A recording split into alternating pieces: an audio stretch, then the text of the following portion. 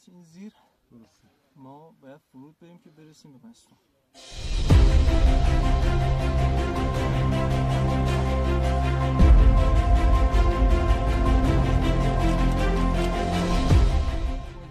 دو تا قرقره انداختیم مرتب اومده ببرن و مستون امید خدا بکشیم.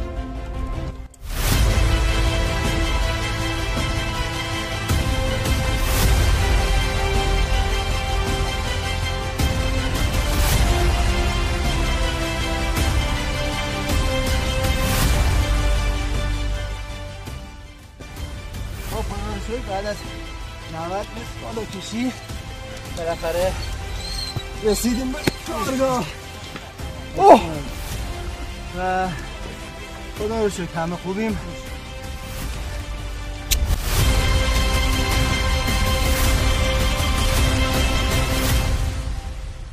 شکریم یه بار دیگه توفیق این شد که به کمک هموطنامون بیایم و خدا رو شکر میکنیم.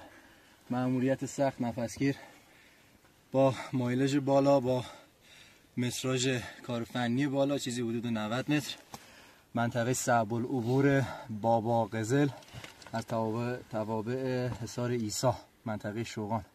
خب خدا رو شکر بعد از تقریبا 3 ساعت پیمایش پیاده و یه چیزی هول و هوش 4 ساعت و نیم کار فنی تونستیم با کارگاهایی که از بالا دست گرفته بودیم به نفر دسترسی پیدا کنیم.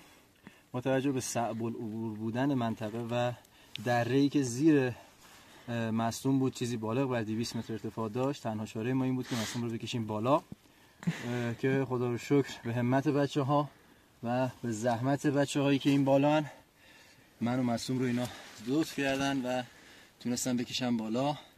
همه کار رو تیم انجام داده، باعث افتخار هممونه که امروز اینجا